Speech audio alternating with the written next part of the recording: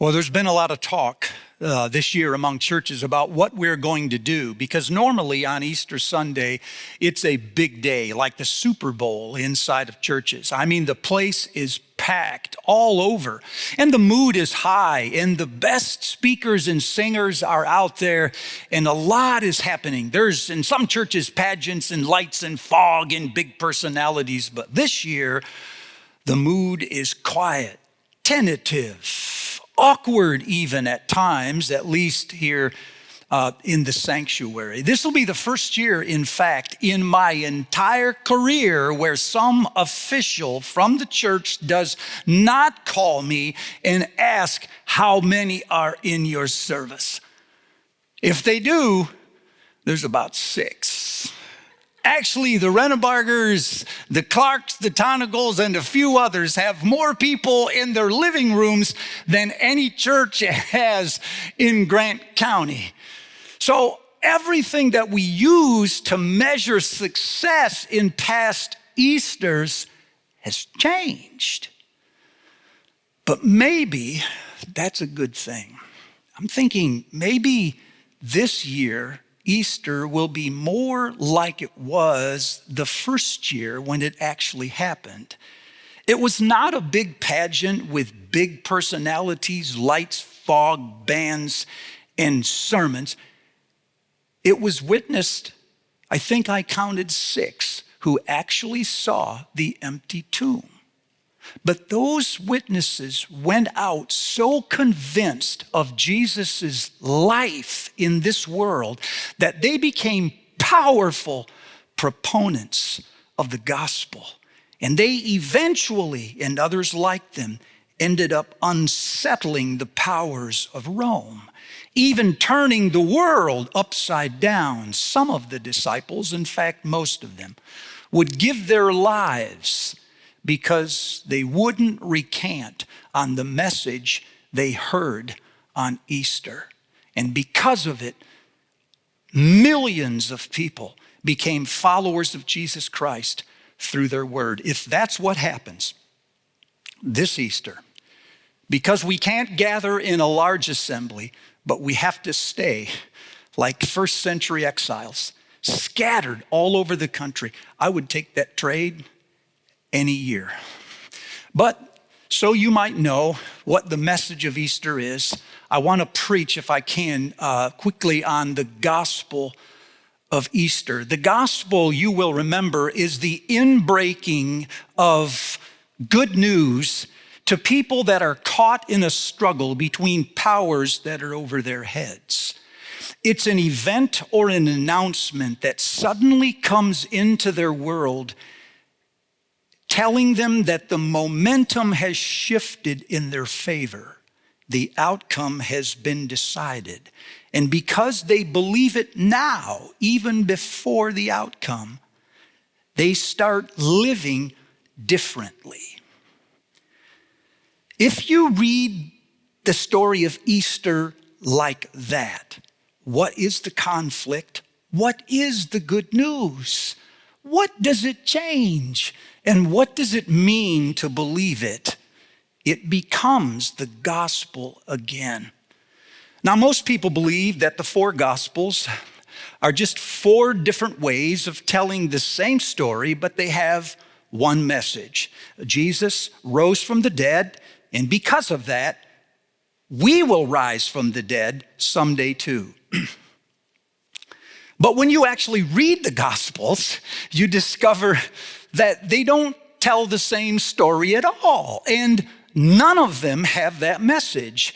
In fact, the message that is most commonly associated with Easter Sunday in churches all over, that because Jesus rose, we will rise too, is nowhere present in any of the 4 Gospels.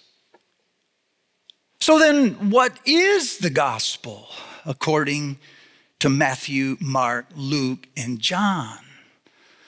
Well, it depends on which one is talking. If you let all 4 of them speak to you, you start to hear a message that starts here, and then as the next gospel speaks, it gets louder. And then as the next one speaks, it gets even more clearer, and it elevates in its mood and its intensity until it builds into a quiet crescendo. Let me start with Matthew. I hear Matthew singing alone. In Matthew, the central figure is the guards. Matthew alludes to the guards 5 times. No other gospel refers to them at all. So Pilate said, put a guard in front of the tomb. So they sealed the tomb and they posted a guard there. The guards in Matthew's gospel are a symbol of Roman imperial authority. They move and act at the behest of Rome, but their job is to keep the one who is in the tomb. So he is no longer a threat to Caesar and to the Roman way of life. Because in Matthew, there's a rumbling that Jesus might be king. Where is he that is born King of the Jews?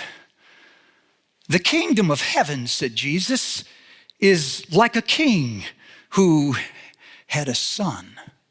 So you are a king, said Pilate to Jesus. You are a king then. Jesus said, those are your words. And they put a sign over his head that said, this is Jesus, King of the Jews. Hail, King of the Jews, said the mockers at the sight of the crucifixion. If he is a king, let him come down from the cross. Of course, he isn't that kind of a king. The kingdom that Jesus rules is a kingdom where the king dies for the servants don't die for the king. The king gives his power away. He doesn't hoard it. And so the gospel on Easter Sunday morning, according to Matthew, is a conflict between the imperial authority of Rome or Caesar and the divine, ultimate authority of Jesus Christ. And on Easter morning, an earthquake moves the stone, raises the one who was dead, and then leaves the soldiers as though they were dead. Now, at the end of Matthew, the disciples are running all over making disciples, and the Roman soldiers and those who were in charge are scrambling all over trying to cover their tracks. In Matthew, the fortunes have changed. Caesar is not Lord at all. Jesus is. So to the first century Christians who were well familiar with the threat of persecution from Rome, to those who knew what it meant to huddle in fear, the message of Easter in Matthew is crystal clear. There is no king but Jesus. We have no king but Jesus.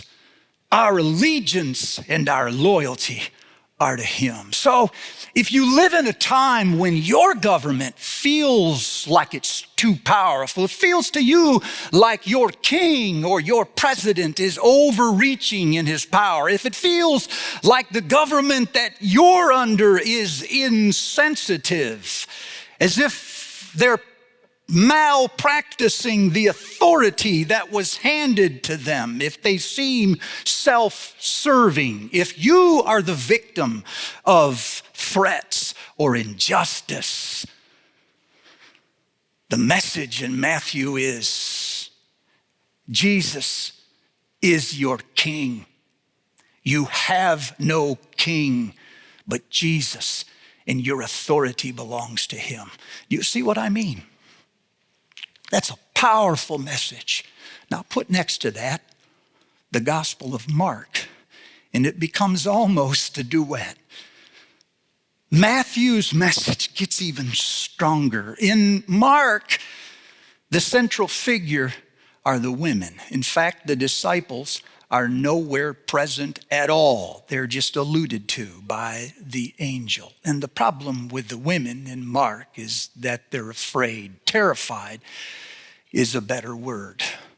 And this is strange because in the Gospel of Mark, the threat is not external. It's not coming from the Romans or from Jewish leaders. It's coming from the shock and the feeling of displacement in the women themselves. And so on Easter morning, when Jesus has risen, the angel says, "Go and tell that Jesus is alive," but they can't say anything because they're terrified. In fact, the whole gospel ends in verse 8, the shorter version anyway, and it says, "The women fled from the tomb, and they said nothing to anyone because they were afraid." Well, this is strange in Mark because I count 6 or 7 times in this gospel alone where Jesus heals people and then tells them not to tell anyone, but they promptly turn around and go out and tell everyone. When a leper comes to him, he says, "Don't say a word to anyone." But the leper went and told everyone. When the unclean spirits saw him and they fell at his feet, Jesus said to the spirits, "Don't breathe a word of this to anyone."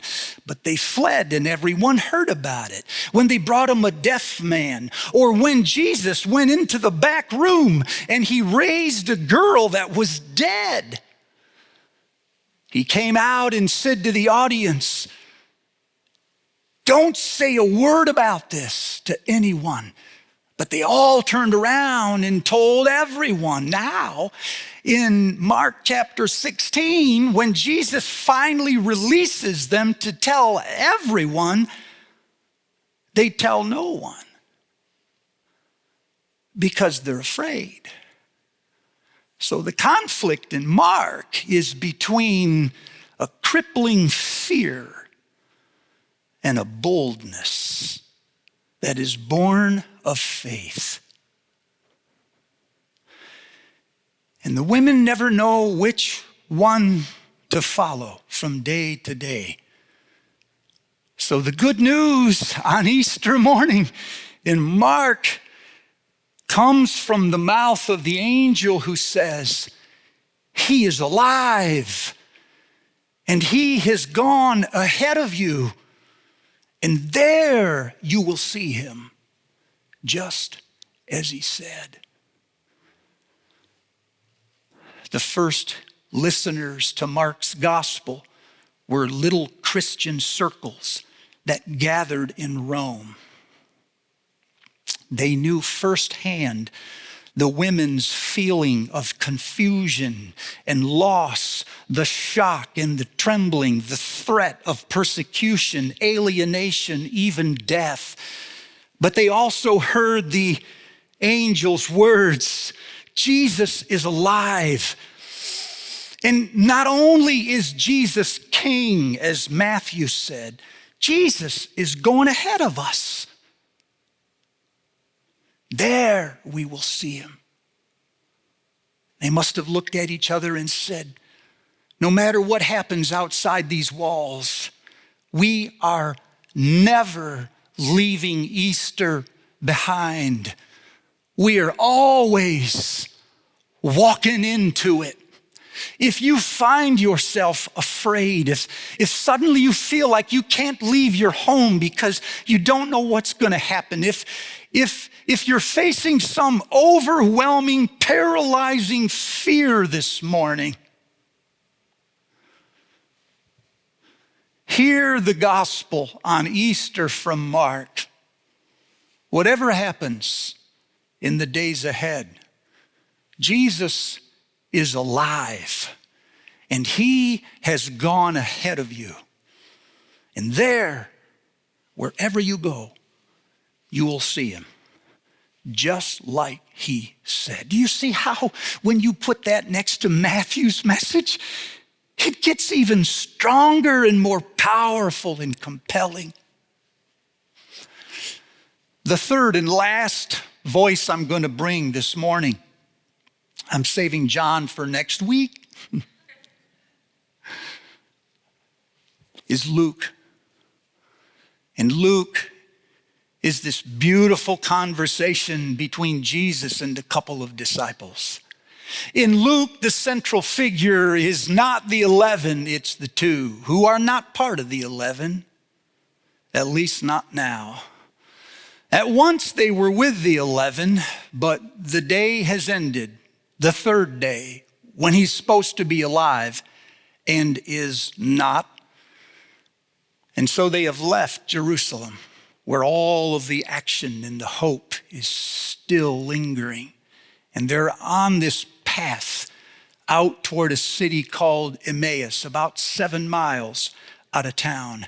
And while they are walking, they're having a conversation and they're relaying back and forth the details of everything they've been told. And suddenly, in the language in the original version, sounds as though Jesus appeared out of thin air. He didn't walk up from behind them. He literally appeared behind them while they were walking, and he interrupted the conversation. What are you talking about as you walk along? Only the words are more animated and emotionally charged in the original. He said literally, what are these words that you're throwing back and forth at one another? So you see their arms flailing and their voices rising, and suddenly this person appears and he wants to know, what kind of conversation are you having as you walk along? Suddenly they stop and they look to the ground. And one of them turns around and says, are you the only visitor in Jerusalem who does not know these things that have happened? And Jesus says, what things? Watch it. And they go into a long spiel about what they've heard from the women, what they've heard from their companions, how they've heard he was alive, but him they did not see. We had hoped he was the one to redeem us, but this is the third day. And so far as we know, none of this has happened yet. It's right here. Finally, when they are done, Jesus speaks. And when he speaks, I notice a couple things. First, he waited till they were done. He never interrupts them and he never corrects them. He just lets them talk about all these things that have happened. And second, what they're telling him is all true. They're not making any of this up. This isn't fake news. They're not even embellishing this. Everything they're saying is true. And finally, when it is his time to speak, Jesus takes what they're saying, and beginning with Moses and the prophets and going into all of the scriptures, he takes the part that they know and he sets it in the wider, deeper, bigger, more mysterious message that is contained in the scripture, which is actually a third thing I noticed.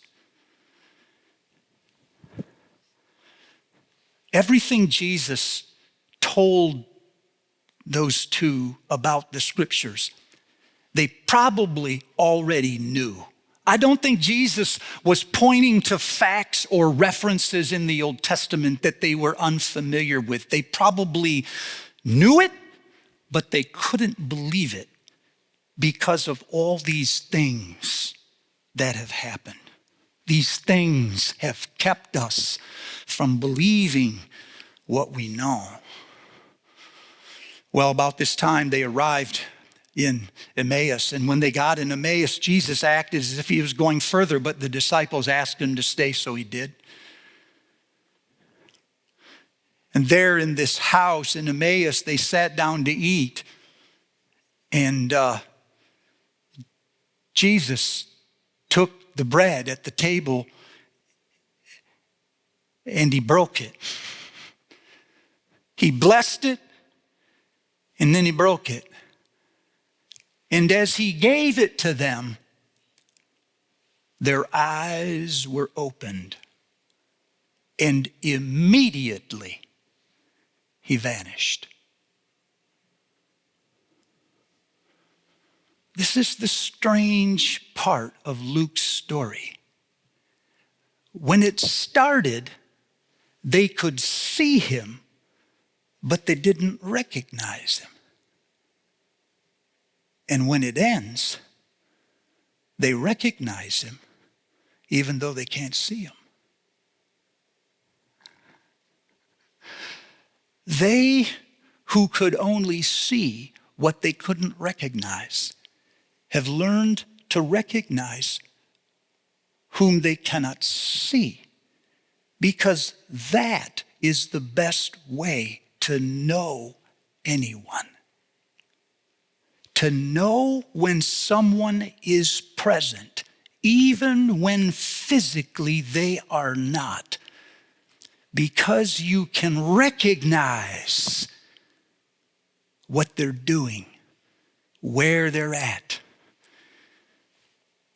is to know someone. So the conflict in Luke is between despair and hope, between running away and staying in the community, between all of these things that have happened and the larger story where all of these things make sense. There's a conflict in Luke 24, and you never know, do you, which one you belong to. If you're hearing this for the first time back in Luke's day, or if you're hearing this again today, and you feel disappointed or disillusioned or hurt or bored with religion, if you find yourself saying, I thought this was going to be better than this, and it's not, and you're disappointed with your religion and you're ready to leave, hear the gospel on Easter from Luke. Jesus is with you, even when you think he is not. And he's listening, allowing you to finish the story about all these things that have happened. And then the gospel according to Luke is that Jesus has this beautiful way of taking all of these things that overwhelm you and putting them in the larger story of the gospel and the resurrection.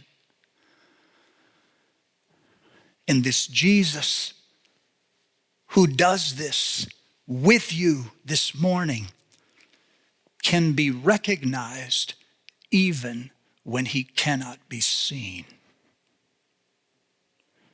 So the two, as soon as Jesus vanishes, they get up and they run back to Jerusalem. And when they get in Jerusalem, they find the 11 still assembled together. And they start telling the 11 everything that had happened. And this is one of my favorite scenes in the Gospel of Luke, because the two are telling the 11 that when we were in the room, he was recognized by us. when he broke the bread. It was when he broke the bread, our eyes were opened. That was when we could recognize him. I love this because I think Luke is the only gospel who tells us that at the Last Supper, a few days earlier, when Jesus took that meal with his disciples, what Jesus actually said to them was, I will not eat of this bread again until I eat it with you in the kingdom, until the kingdom of God comes. And now here he is at a table in Emmaus doing the very thing he said he would not do unless the kingdom had come. What can this mean except that the kingdom had come in Emmaus, in a land of doubt, to two people who were leaving religion, not coming into it. It was there where the kingdom, the thing we were waiting for sometime in the future, just broke in and settled among us. It was when Jesus broke the bread. But this was not the same meal. It was the same elements, but it was not the same meal. This was not the meal that they had a few nights ago, because the emphasis this evening is different. This meal does not happen on the night he was betrayed. It happens on the night he was revealed. So the emphasis in this meal is not the death of Jesus, but his resurrection. The mood then is not one of somber and low and threatening. The mood is one of joy and anticipation. This does not commemorate a sacrifice only. This commemorates the arrival of the kingdom, because Jesus is not leaving. Jesus is right with us at the table. All the elements are the same, but the entire meaning is different. The body and the blood are not those of a sacrifice, not tonight. They are those of life. He who eats my flesh and drinks my blood has my life in him. Communion would mean something very different today, were it not for the fact that Jesus is alive. And he is not only going ahead of us, he is already here. And whatever we carry into this sacrament this morning, all these things, he is weaving them into something bigger than these little things. We need them, but there is something more that is happening right now in this Jesus that we are waiting to see one day with our eyes. We can recognize him today at the breaking of the bread. Oh, church, we can come to know him today in such a way that if he walked in this room or we went into his and we saw him with our eyes, it would not be much of an improvement. No, because I know him, and I know when he's here.